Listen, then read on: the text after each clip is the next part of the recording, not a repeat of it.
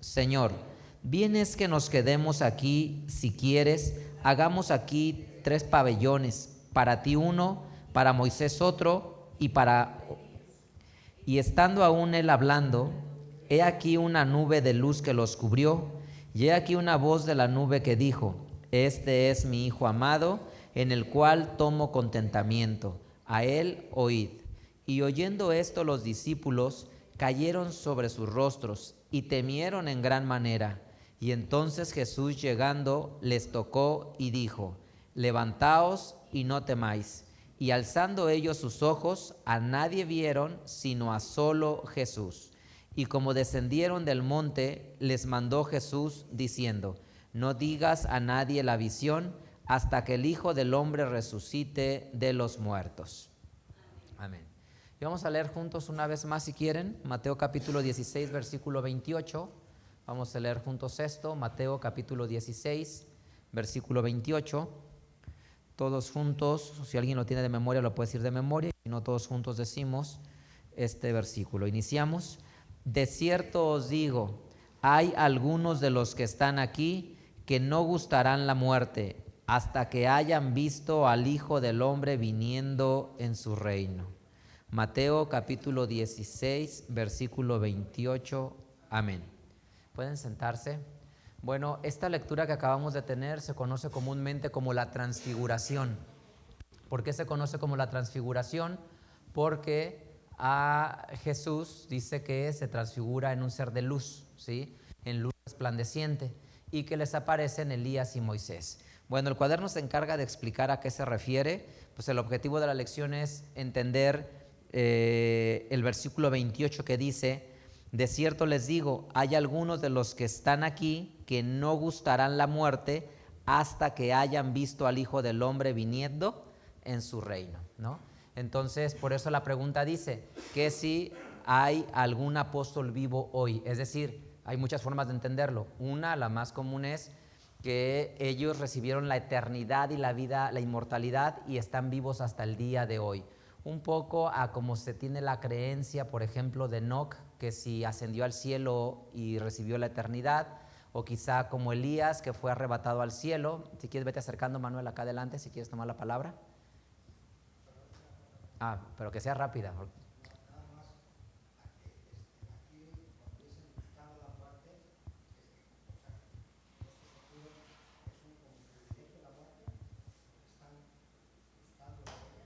No, simplemente es una expresión de que van a morir, porque gustar no necesariamente sea que de gustar de probar. Gustar sinónimo de probar, no de gustar de que me gusta. Es decir, yo voy a gustar los alimentos y puede ser que me guste la comida o puede ser que no me guste la comida. O sea, significa probar. Aquí la palabra gustar es sinónimo de probar, no de tener afinidad y simpatía por algo. O sea, la palabra gustar la muerte es probar, no que me gusta, que esa. Lo que está diciendo es que lo que les está diciendo es: hay algunos de los que están aquí que no van a morir hasta que haya venido el Hijo del Hombre en su gloria. Eso es lo que significa, ¿no? Y por base a esto es que muchos pueden pensar que Jesús les dijo que como no ha venido el reino de Jesús, pues entonces están vivos hasta el día de hoy estos a esos a quien les haya dicho que no gustarían la muerte, no probarían la muerte. ¿Sí me doy a entender? Bueno, esa es la lógica de lo que vamos a tratar de analizar hoy y tratar de comprenderlo, a qué se refiere este evento de la transfiguración. Vamos al tema bíblico, vamos a iniciar con el tema bíblico y vamos a pedirle a Citlali. Citlali, ¿me ayudas a leer? Voy a pedirle a Citlali si me ayuda a leer el primer párrafo y el segundo párrafo.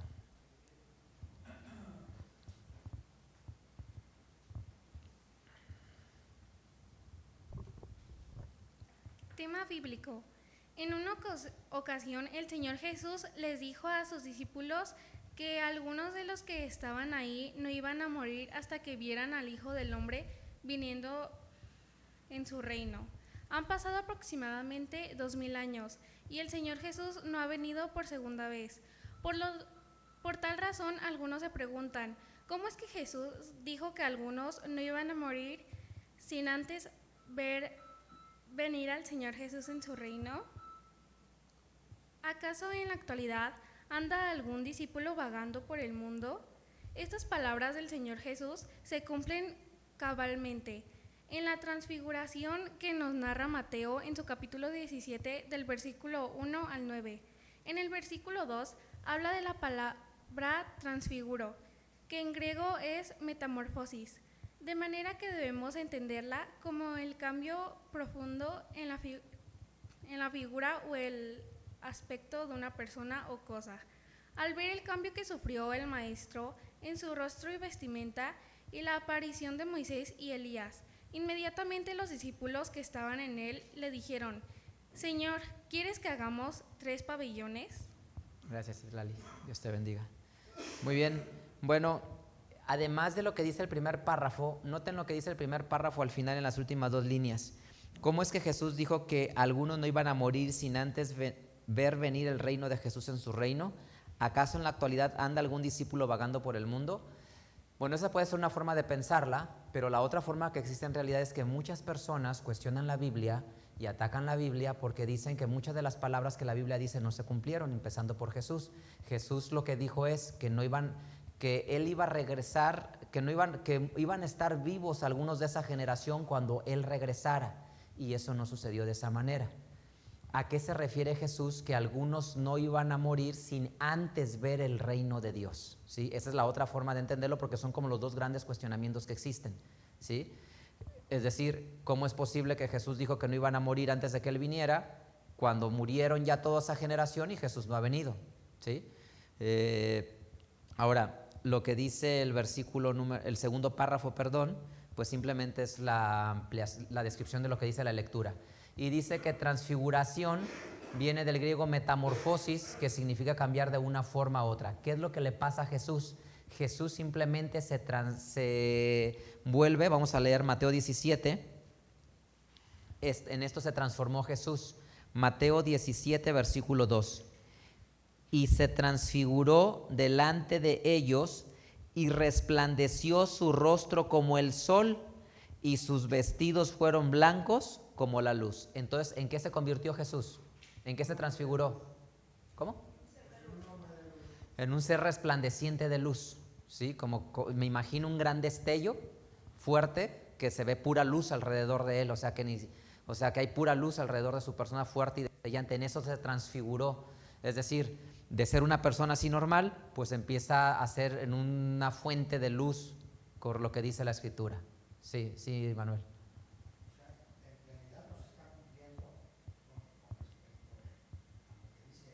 Si quieres, ven acá, porque ya empezaste a argumentar y el problema es que los que están fuera de la transmisión no escuchan y el que regañan es a mí y a ti no te dicen nada. Y a mí me empiezan a llegar los reclamos y todo. Bueno, él es el único que te dice en el camino a casa. Pero bueno, a ver. ¿El qué? Ay, Dios. ¿El qué? Que él sí te dice que hables al micrófono. Ah, perdón. Habla. No, en realidad, sí, no se cumple aquí la palabra de nuestro Señor Jesucristo, porque dice, estaban ahí, dice, Hugo. algunos de los que estaban ahí no iban a morir hasta que vieran al Hijo del Hombre viniendo en su reino. Ok, entonces, la otra versión que usted está diciendo, que dice que se refiere al reino de Dios, ya pertenecían al reino de Dios, porque desde que Juan el Bautista dijo que enderezara los caminos y todo, porque se acercaba el reino de Dios, o el reino de los cielos, que es lo mismo. Entonces el reino de los cielos ya estaba ahí, entonces no se puede argumentar que unos creen en que se refiere que iban a ver el reino de Dios, sino porque ya estaban viviendo en él. Muy bien. Entonces ahí cómo está la cosa. Gracias, Manuel. Te faltó leer detenidamente la última línea, pero pasa a tu lugar. Hugo, perdóname, Hugo, es que no quería interrumpir a Manuel. Ven. ¿Me pueden mutear el micrófono?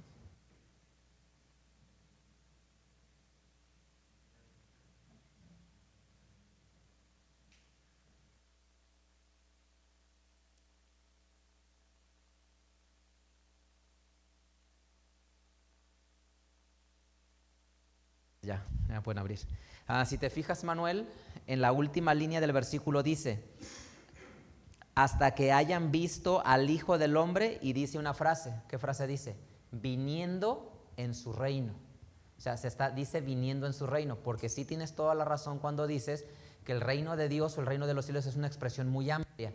Y inclusive Jesús dijo, no dirán el reino de Dios está aquí o allá, porque el reino de Dios entre nosotros está. Es decir, Jesús sí dijo que el reino ya estaba entre ellos. ¿Pero por qué? Porque la palabra de reino de Dios se aplica en tres maneras diferentes. Se puede referir al reinado de la gracia, ¿sí? Y el reino de la gracia ya había llegado con Jesús cuando predicó. Por eso Jesús dijo, el reino de Dios entre vosotros está. Pero la palabra reino de Dios también se puede referir al reino milenial y también se puede referir al reino eternal. Entonces, aquí Jesús no se está refiriendo al reinado de la gracia, pero lo dice abajo, dice, hasta que hayan visto al Hijo del Hombre viniendo en su reino. Ahí está la frase. No, es que lee la frase, dice el versículo, hasta que hayan visto al Hijo del Hombre viniendo en su reino. O sea, se está refiriendo a un evento futuro. Dice, no hasta que lo hayan visto viniendo en su reino. No se está refiriendo a algo presente, se está refiriendo a algo futuro, ¿sí? Esa es la forma normalmente aceptada y por eso cuestionada para muchos para decir, Jesús se equivocó porque dijo que hasta que viniera en su reino. ¿Y cuál es el reino de Jesús? Mateo 19, ¿a qué se refiere Jesús? Mateo 19, hasta que hayan venido en su reino, ¿a qué se refiere Jesús? Mateo 19, versículo 27 y 28, dice así. Entonces respondiendo Pedro le dijo, he aquí nosotros hemos dejado todo y te hemos seguido, ¿qué pues tendremos? Y Jesús dijo, de cierto os digo que ustedes que me han seguido en la regeneración, cuando se sentará el Hijo del Hombre en el trono de su gloria, ustedes también se sentarán sobre 12 tronos. Es decir, ese es el reino de Jesús. El reino de Jesús, por eso cuando dice hasta que lo vean venir en su reino, se está refiriendo al momento cuando Él restablezca el reino y Él se siente en el trono, ¿sí? Ese es el reino milenial, que empieza a partir del reino milenial. Pero si para ti, Manuel, ya se cumplió esa palabra en ese momento, está mejor porque no tienes ese conflicto, ¿no? O sea, lo que les quiero transmitir es, ¿por qué es importante analizar este versículo? Porque para muchas personas cuestionan a la Biblia diciendo que Jesús se equivocó. ¿Por qué se equivocó? Porque no se cumplió. Se murió esa generación y Jesús nunca vino.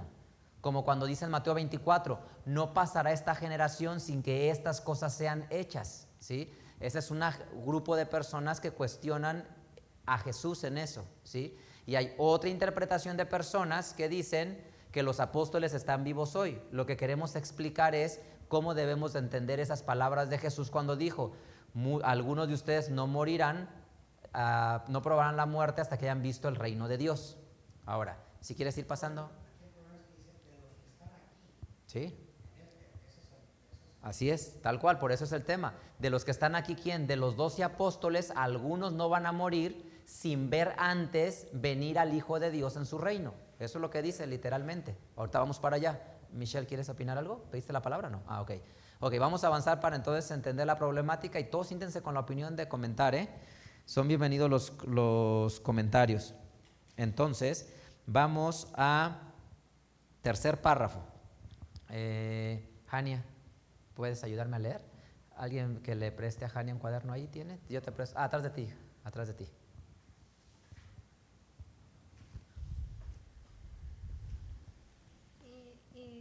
Esta transfiguración, página 26. Esta transfiguración no es otra cosa que el reino del Señor Jesús.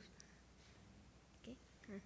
Pero de una forma figurada. Cuando los discípulos vieron a estas tres personalidades tan importantes, se escuchó una voz del cielo que dijo: Este es mi Hijo amado, en el cual tomo contentamiento, a él oíd.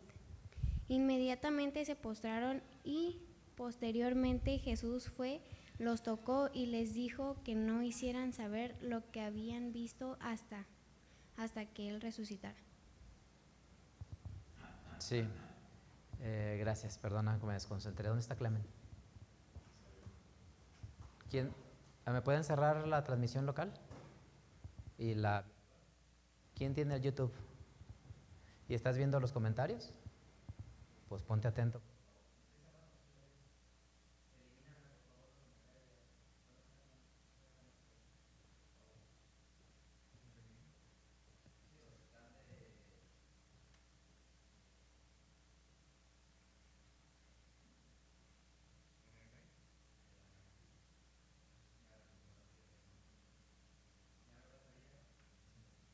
Nomás borra los de arriba de secta y cosas así. Bueno, está bien. Bueno, déjenme ir al punto. Gracias, perdóname, Jania, me distraje. Pero, ok, vamos a la parte importante. ¿Cómo entendemos nosotros la Escritura? Y eso se vuelve fundamental. Hay 4 formas de entender la Biblia. ¿Me despeiné? La cámara. Camarógrafos. Hay 4 formas de entender, la Biblia. Y es algo bien importante. Las palabras de Jesús no siempre son literales, ¿sí? Las palabras de Jesús en ocasiones son simbólicas o espirituales o proféticas, ¿sí? Entonces es algo bien importante que hay que entender. No siempre las palabras de Jesús son literales, ¿sí? Y eso es lo que causa problemas. Hay palabras proféticas. Por ejemplo, Jesús dijo en Mateo 24, Mateo 24 es sumamente interesante, porque Mateo 24 está partido en 3 bloques. O sea, hay 3 bloques de profecías en Mateo 24, y eso es lo que le causa confusión a la gente, porque Jesús dice en Mateo 24, no pasará esta generación hasta que estas cosas sean cumplidas, ¿sí? Entonces, fíjense, toda esa generación murió, y en Mateo 24 habla inclusive de la venida de Jesús. ¿Por qué no se cumplió eso? Porque cuando Jesús dice, no pasará esta generación, creemos que se está refiriendo específicamente a la destrucción de Jerusalén, porque la primera parte de la profecía de Mateo 24 habla de la destrucción de Jerusalén. La segunda parte de Mateo 24 habla de la venida, de las señales de los últimos tiempos, y la tercera parte de Mateo 24 habla de la segunda venida de Jesús. Son 3 eventos diferentes. Entonces, nosotros creemos que las palabras de Jesús no siempre fueron literales. Hubo palabras de Jesús que fueron literales, palabras que fueron espirituales o simbólicas, o palabras que fueron proféticas. Es como cuando dijo, el que no come mi carne y no bebe mi sangre, no tiene vida eterna. Nunca pensamos que es literal.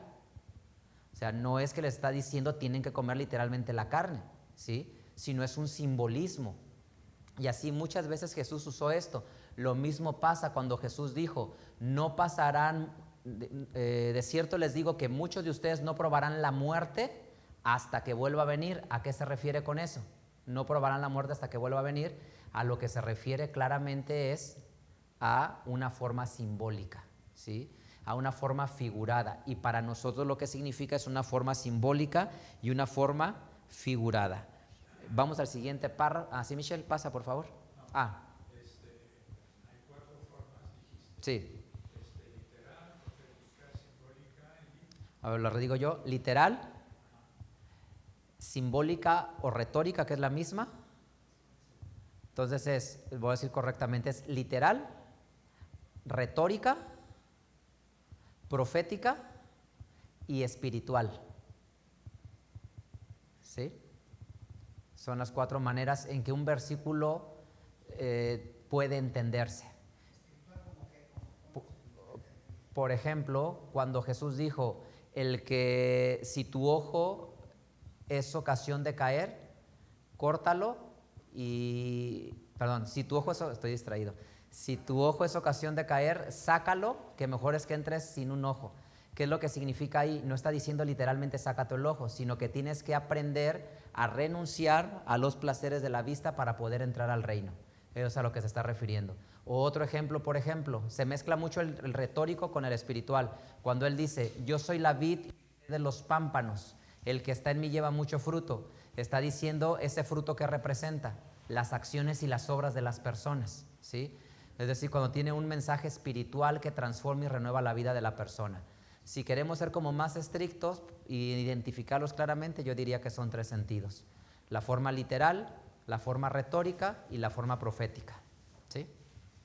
Gracias. Ok, bueno, entonces dicho esto,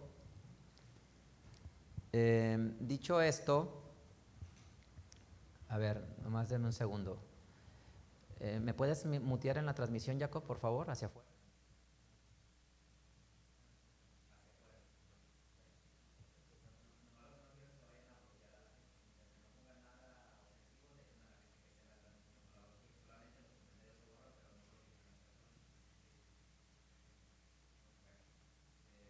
Ya, ábranme. Ahora, vamos al siguiente párrafo.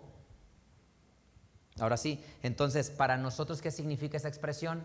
Es una expresión simbólica, retórica. O sea, Jesús no lo dijo literal que no iban a probar la muerte, ¿no? Vamos a ver a qué se refiere entonces. Siguiente párrafo. Abby, ayúdame a leer, por favor, pasa. Vamos, que me cobran los minutos al aire.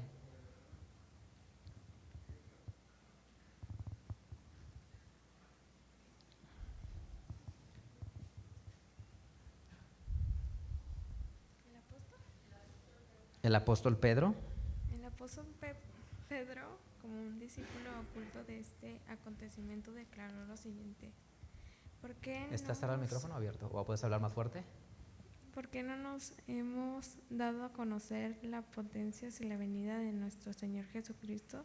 Sientes fábulas por parte de compuestas, sino como hubiera con nuestros propios ojos visto esta majestad, porque había recibido de Dios Padre nuestros propios ojos honra y gloria, cuando una voz fue en el enviado de la Magnífica. Gloria es el amado Hijo Dios, Mío. en el cual yo me he agradado, y nosotros oímos esta voz enviada del cielo cuando estamos juntamente con Él en el momento santo. En el monte santo. Perdón. Gracias, no te pongas nerviosa, perfecto. A ver, muy importante, muy importante. Recuerden las palabras de Hechos capítulo 1. Vamos a leer, Hechos capítulo 1. ¿Qué mandamiento les dio Jesús a los discípulos? Hechos capítulo 1, versículo número 6 en delante. Entonces los que se habían juntado le preguntaron diciendo: Señor, ¿restituirás el reino a Israel en este tiempo? Y él les dijo: no toca a ustedes saber los tiempos o las sazones que el Padre puso en su sola potestad, mas recibirán la virtud del Espíritu Santo que vendrá sobre ustedes, y me serán testigos en Jerusalén, Judea, Samaria y hasta lo último de la tierra. ¿Qué les dijo Jesús que iban a hacer de él? Testigos. Iban a contar lo que sus ojos habían visto. Vamos a la carta de Pedro ahora sí para que vean. Ustedes me van a decir a qué evento. Bueno, antes de que vayan a segunda de Pedro, vuelvan a ir a Mateo 16. Mateo capítulo 17, perdón. Vuelvan a ir ahí, por favor. Y vean lo que dice en Mateo 17, versículo 5. Bueno, primero 1, últimas líneas.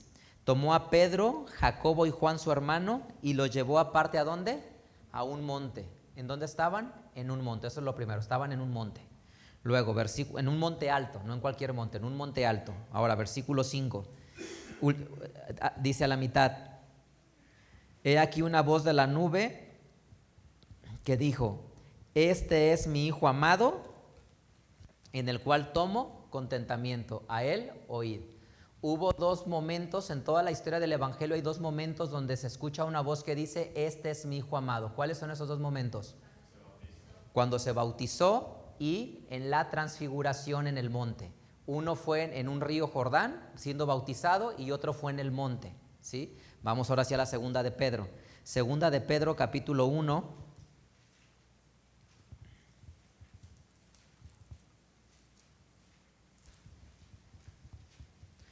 Segunda de Pedro capítulo 1, versículo 16 al 18. Dice: porque no les hemos dado a conocer el poder y la venida de nuestro Señor Jesucristo, siguiendo fábulas por artes compuestas. ¿Por qué dice fábulas de artes compuestas? Porque hay quienes decían que Jesús era un mito, o que no había resucitado, que se habían robado el cuerpo.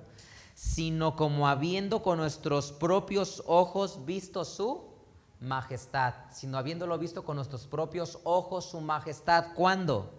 Porque él había recibido de Dios Padre honra y gloria, cuando una tal voz fue a él enviada de la magnífica gloria: este es el amado Hijo mío, en el cual yo me he agradado. y nosotros oímos esa voz enviada del cielo cuando estábamos juntamente con él. ¿En dónde? En el Monte Santo. ¿A qué evento se está refiriendo? A la transfiguración. Ahora, sigan leyendo más abajo. Tenemos también la palabra, ¿y qué palabra usa? Profética más permanente, a la cual hacen bien de estar atentos como una antorcha que alumbra en lugar oscuro hasta que el día esclarezca y el lucero de la mañana salga en nuestros corazones, entendiendo que ninguna profecía de la Escritura es de particular interpretación, porque la profecía fue traída por la voluntad de Dios, siendo los hombres inspirados de su Espíritu. Lo leí de forma resumida. A ver, por esto que leemos aquí, es que estamos convencidos que la palabra de Jesús se refirió a una profecía, porque Jesús dio muchas profecías. Y cuando Jesús dice, de cierto os digo que muchos de los que están aquí no probarán la muerte hasta que vean al Hijo de Dios en el reino, es una profecía. Y como profecía está llena de simbolismos. ¿Qué nos confirma que es eso? Porque cuando lees la segunda de Pedro, Pedro la va a describir y va a decir, les hemos dado a conocer la gloria de Dios con lo que nuestros ojos vieron cuando estábamos en el monte alto.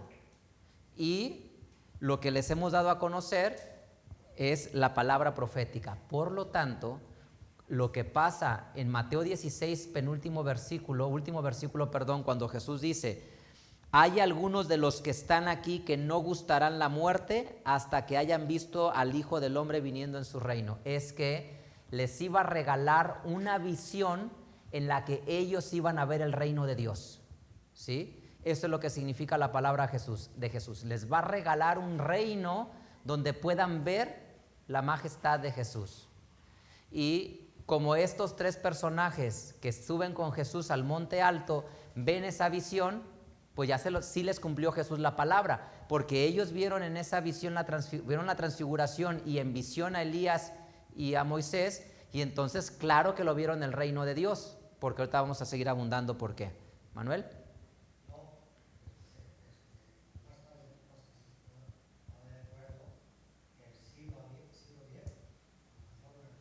Claro, sí, totalmente, así es. Gracias, Manuel. Ok, vamos adelante. Frida, ¿me puedes ayudar a leer? ¿O estás ocupadita? ¿Sí puedes? Mil gracias. Vamos a escuchar a Frida. Brit, ¿te preparas después? ¿Sí me puedes ayudar a leer, Brit? Muy bien, Brit. Mía, ¿te sientes con entusiasmo de leer? ¿Sí? Gracias, Mía. Para que te prepares entonces.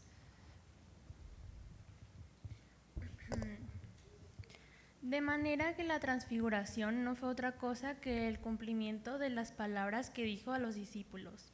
Hay algunos de los que están aquí que no gustarán la muerte hasta que hayan visto al Hijo del Hombre viniendo en su reino, porque lo que es importante analizar la vida de estos dos personajes, Moisés y Elías. Si sigues, por favor. Sí. Moisés y Elías son figuras clave para entender la condición de los que morirán y de los que están vivos. Y de los que estarán vivos en la venida del Señor.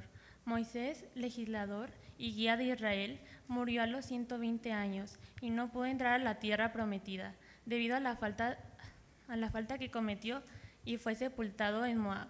Gracias, Frida. Dios te bendiga. Bueno, miren, entonces ahora sí vamos a desglosar la visión. Primero, ¿qué es lo que entendemos de esto? Suben a un monte alto y eso es lo que debemos de entender. La montaña siempre representa un lugar de intimidad con Dios. La montaña, un monte alto, siempre es un sinónimo de intimidad con Dios. Por ejemplo, ¿qué le pasó a Moisés? ¿A dónde fue Moisés? Al monte Sinaí, al monte Horeb. Subió al monte Horeb y en el monte de Horeb, ¿quién le apareció? Nuestro Dios. Bueno, nuestro Dios le habló y le entregó las leyes. ¿En dónde? En la cima del monte. Entonces subir al monte significa subir a tener un encuentro con Dios. Por eso es que Jesús agarra y sube a un monte alto, ¿sí? ¿A qué monte subió Jesús? Existe la alta posibilidad de que haya subido al monte Hermón, por la región en donde nace, por donde dice que estaba en esos momentos. Hay un debate de que si sube allí o sube a algún otro monte. es lo que más señalan la mayoría de los comentaristas, es que haya subido al monte Hermón, que es un monte alto de aproximadamente 4,000 metros de altura, y que ahí haya subido con los discípulos a ese monte alto porque le llama el monte alto, ¿no? Y la región de Cesarea, el monte que está ahí es el monte Hermón.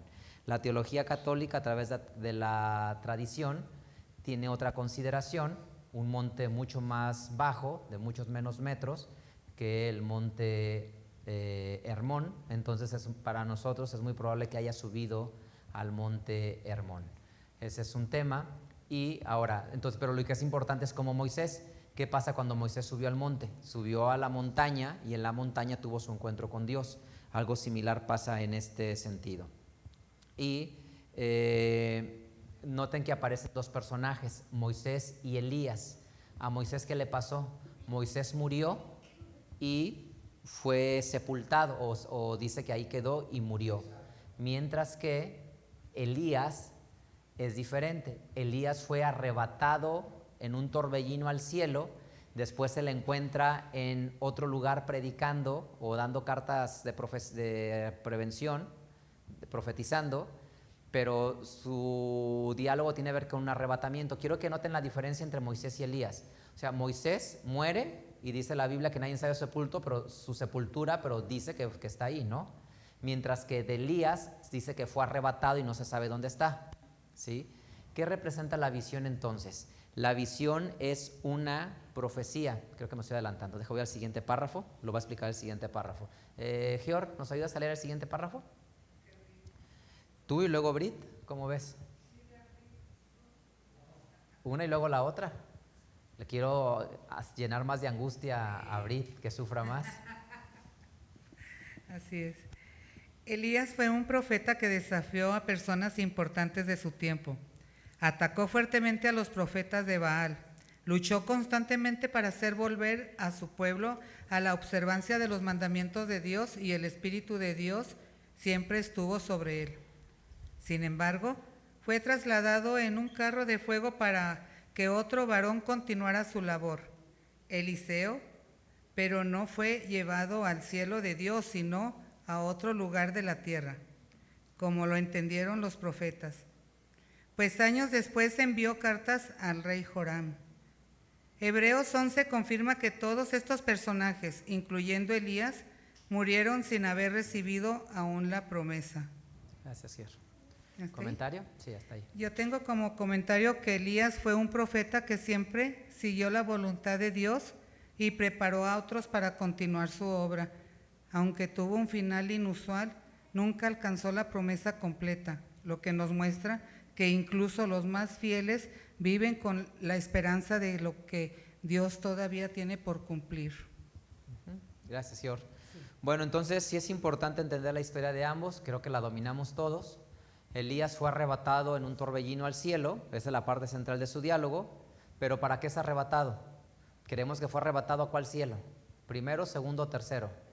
Primero, al cielo atmosférico, para de ahí fue arrebatado para ser transpuesto a otro lugar, donde se ve en lo que narra aquí el párrafo en Segundo de Reyes 2, 11 al 14, que manda cartas amonestando a otro rey, ¿sí? Pero la diferencia entre Moisés es que Moisés se ve que va a morir ahí y el otro va a ser arrebatado para ser llevado a otro lugar. Entonces son dos experiencias diferentes, ¿sí? Manuel, ¿quieres decir algo? Lo que pasa es que es cuestión de las traducciones, por eso hay confusiones. Porque en otros idiomas, cielo Sí. es cielo, es heaven en inglés, por ejemplo, y sky es como en el aire. Deberían de haber dicho, fue arrebatado en el aire, no al cielo. Correcto. Entonces por eso se confunde, por las traducciones. Totalmente de acuerdo contigo, así es, así es. Ok, Brit, ¿estás lista? Ok, adelante.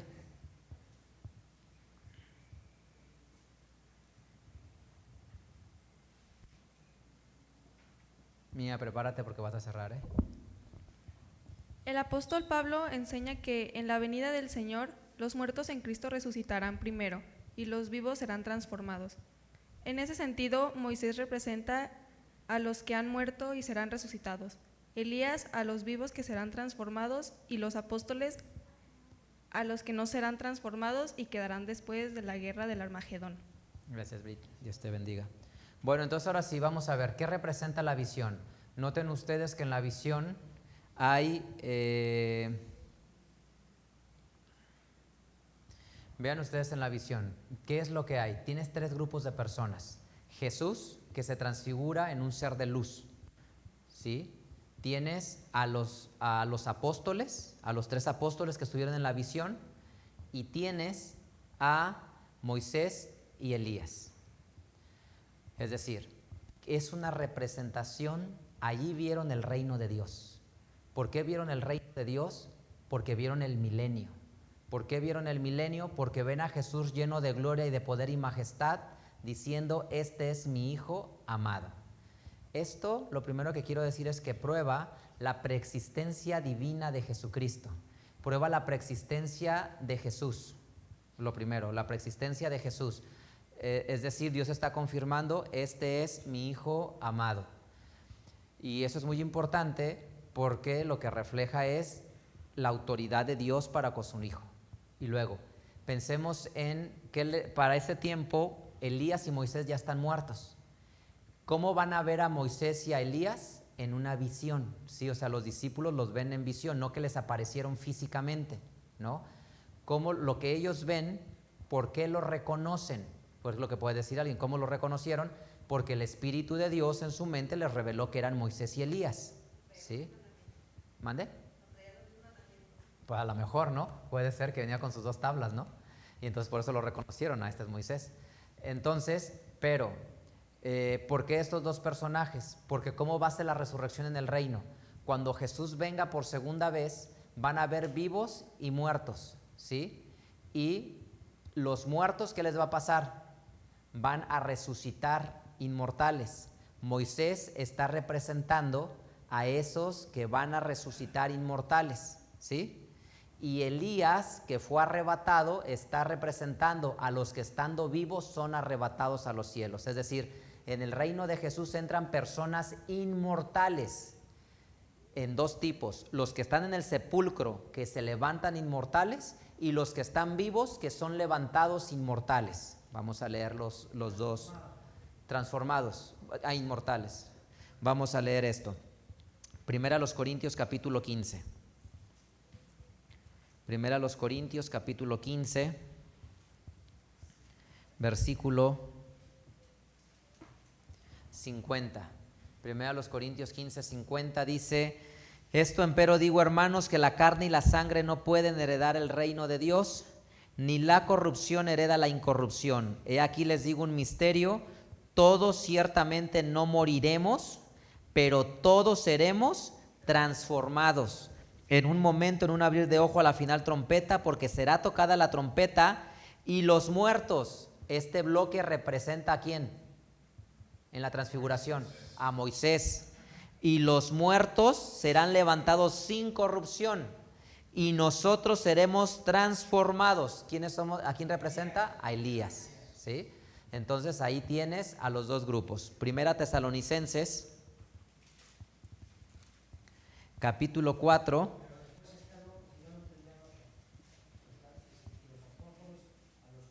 Voy para allá. Sí, está claro. Primera Tesalonicenses 4, versículo número 13. Tampoco, hermanos, queremos que ignoren acerca de los que duermen, de los que están muertos en el sepulcro, que no se entristezcan. Versículo 14, 15. Por lo cual les decimos esto en palabra del Señor, que nosotros que vivimos, ¿quiénes son esos que vivimos? El bloque de Elías, que habremos quedado hasta la venida del Señor, no seremos delanteros a los que durmieron. ¿Qué bloque es ese? El de Moisés.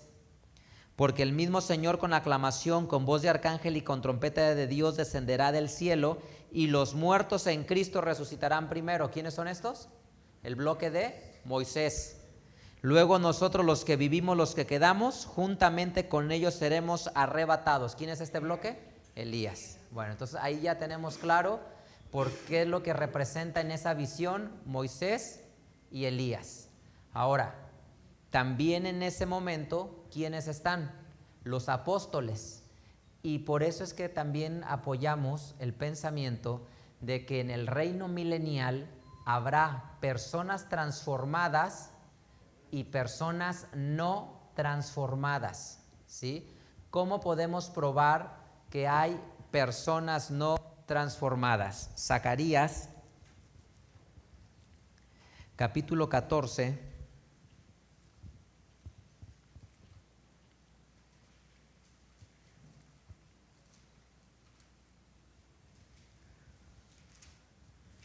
y dice el versículo número 16: y todos los que quedaren de las gentes que vinieron contra Jerusalén subirán de año en año a adorar al Rey Jehová de los ejércitos y a celebrar la fiesta de las cabañas. Y acontecerá que los de las familias de la tierra que no subieren a Jerusalén a adorar al Rey Jehová de los ejércitos, no vendrá sobre ellos lluvia. Y si la familia de Egipto no subiere y no viniere, sobre ellos no habrá lluvia. Es decir, estas personas que cometen pecado, desobediencia, transgresión, ¿y quiénes pueden pecar? Solo los mortales y los corruptibles como nosotros. Significa que estas personas no están transformadas. Están en el reino milenial porque son los sobrevivientes de la batalla del Armagedón. Isaías capítulo 66. Isaías capítulo 66.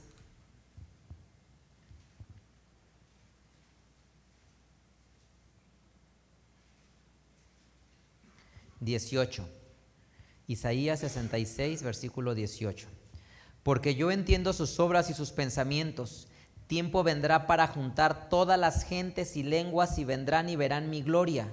Y pondré de entre ellos señal, y enviaré a los escapados de ellos a las gentes, a Tarsis, Pul, Lud, que disparan arco, Tubal, Jabal, a las islas apartadas que no oyeron de mí ni vieron mi gloria, y publicarán mi gloria entre las gentes. Es decir, estas personas son sobrevivientes a la guerra del Armagedón, que entran al reino milenial no transformadas, porque son sobrevivientes de la guerra. Lo sé, comparto tu pensamiento. Vamos a Isaías 65. Vamos a Isaías 65. Isaías 65 ya está hablando del reino milenial. Y como ya está hablando Isaías 65 del reino milenial, miren el elemento que presenta. Dice así: y cierren la puerta. Y alegraréme con Jerusalén y gozaréme con mi pueblo. Y dice: y nunca más se oirá en ella voz de lloro ni voz de clamor. ¿Cómo es que nunca más se va a oír voz de lloro y de clamor? Porque están en el milenio y el Mesías está con ellos, ¿sí? De eso habla el capítulo. No habrá allí más niños de días, ni viejo que sus días no cumpla, porque el niño morirá de 100 años y el pecador de 100 años será maldito. Edificarán casas, morarán en ellas. Versículo 22. No edificará ni otro morará, no plantará y otro comerá, porque según los días de los árboles serán los días de mi pueblo, y mis escogidos perpetuarán las obras de mis manos. Y miren lo que dice el versículo 23. No trabajarán en vano, ni parirán para maldición. ¿Qué significa no parirán para maldición? Que habrá reproducción en el milenio. Y si hay reproducción, ¿cómo son esos seres humanos? No transformados, porque Jesús les dice que en la resurrección no hay reproducción. Y estos se están reproduciendo, entonces están en el milenio con Jesús y son personas que siguen dando a luz, siguen pariendo, y sus hijos viven al menos 100 años. Versículo 25, ¿cómo estamos seguros que es en el milenio? Porque remata el 25, el lobo y el cordero serán apacentados juntos, y el león comerá paja como el buey. Lo mismo que cita en los primeros capítulos de Isaías. Entonces, coincido totalmente contigo, Manuel. Es muy difícil, y yo lo creo igual que tú, desde el punto de vista de análisis intelectual, no sé cómo decirlo, comparto tu opinión, pero lo que es irrefutable es que Isaías sí habla del reino milenial, y dice que en el reino milenial hay personas no transformadas, mortales, que pecan, que se reproducen, que hay muchachos, que hay niños en las plazas corriendo. Y en Zacarías 14 dice que los que suben a Jerusalén, muchos de ellos son los sobrevivientes de la guerra. En los no transformados sí habrá muerte. O sea, los que están no transformados, esos sí morirán.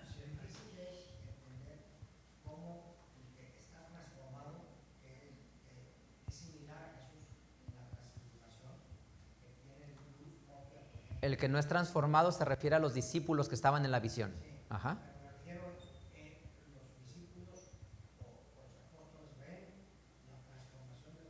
Sí. De luz.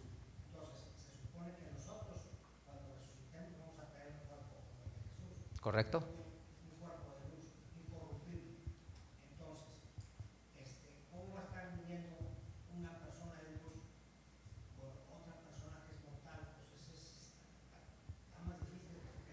Sí. Sí, a ver. Ya quedó clara la idea. Ya quedó clara tu idea y la entiendo perfecto. Y comparto tu duda, ¿no? Sin embargo, lo que sí es importante es que hay mucha evidencia bíblica que lo demuestra. Y lo que es difícil al entendimiento humano aceptarlo, empezando por mí, la evidencia bíblica lo sustenta. Por ejemplo, hay otra profecía en Apocalipsis 10. Vamos a leer Apocalipsis 10. O sea, está el testimonio de los profetas en Zacarías, en Malaquías, en Isaías, y además está el testimonio de la profecía en Apocalipsis 10. Apocalipsis capítulo 10. Esta visión se la dan a Juan, y a Juan es un anciano, aquí de más de 90 años, cuando va a decir esto, y dice, versículo 10, y tomé el librito de la mano del ángel y lo devoré, y era dulce a mi boca como la miel, y cuando lo hube devorado fue amargo en mi vientre. Y él me dijo, necesario es que otra vez profetices a muchos pueblos, gentes y lenguas y reyes. Es decir, necesario es que otra vez vayas y prediques el evangelio. Y luego, sí, en esa parte final sí. Tendría que entrar a mucho más detalle de las profecías de Isaías, que esa es la parte compleja donde precisamente el judaísmo hace un fuerte cuestionamiento al cristianismo por este tipo de argumentos, pero es otra conversación. Sí. Es como un león, lo atrapo y lo meto en un cajón. En el milenio, sí. Y entonces eso muestra que el que las personas no obedezcan a Dios no tiene que ver con Satanás, tiene que ver con la dureza de su corazón. ¿Sí? Nos dedicamos mucho a decir Satanás nos engaña, siembra la cizaña.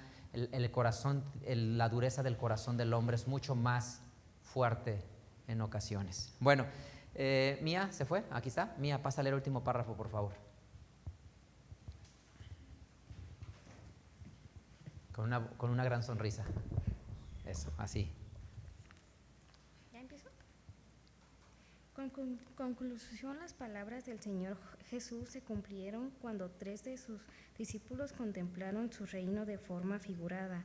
Es indudable que la venida de Jesús era un acontecimiento único. Esta transfiguración fue solo una sombra de lo porvenir. Así que alistémonos y cumplamos con la voluntad de Dios para ser de aquellos que resuciten cuando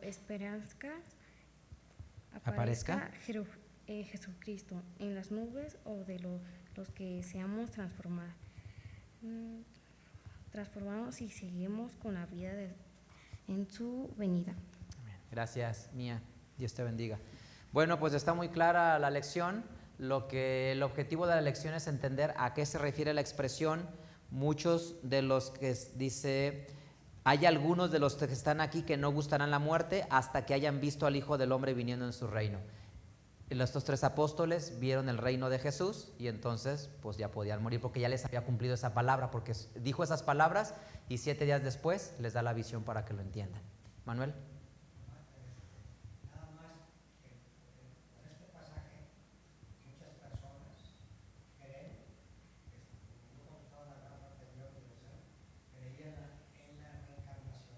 Sí, también.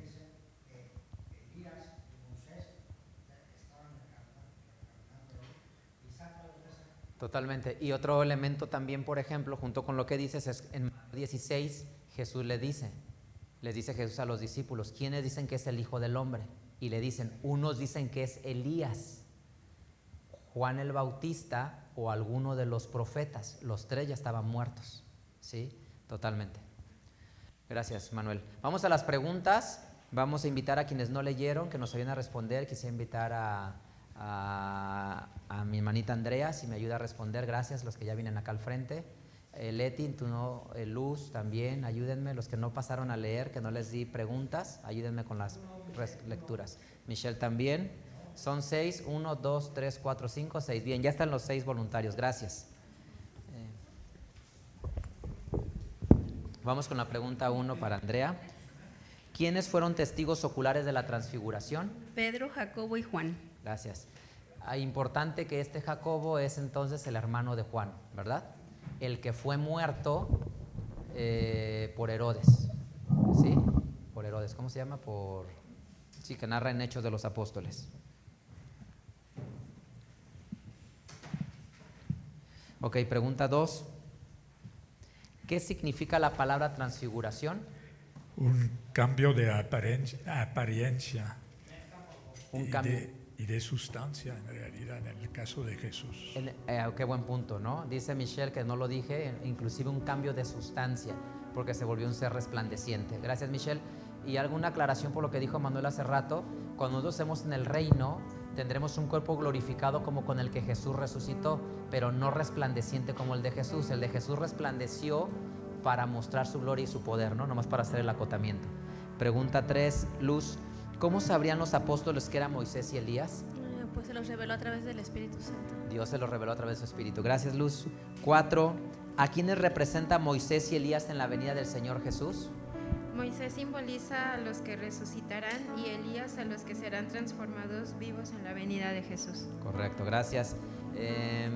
Georg, ¿quién fue el que dio testimonio que lo que había visto en el monte era el reino del Mesías? En las respuestas que les mandan ustedes venía mal la pregunta. Aquí me fijé que dije, la respuesta es, el que dio testimonio fue el apóstol Pedro, Ajá.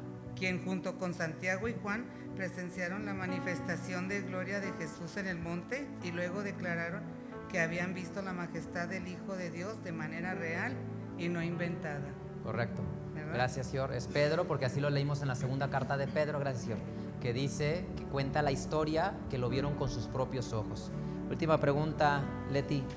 ¿Cómo se cumple Mateo 16:28? Se cumplió al mostrar a Jesús su gloria a los discípulos antes de su muerte. Correcto, se cumplió de forma figurada en esa transfiguración. Ahí vieron el reino de Jesús y su gloria y su grandeza, según el testimonio de Pedro. Gracias. Bueno, el Dios de Israel les bendiga. Es una lección compleja en el sentido de que tienes que recurrir a la interpretación, y cuando recurres a la interpretación siempre hay espacio para que sea complejo, ¿no? Bueno, con esto terminamos. El Dios de Israel les bendiga. Paz a vosotros.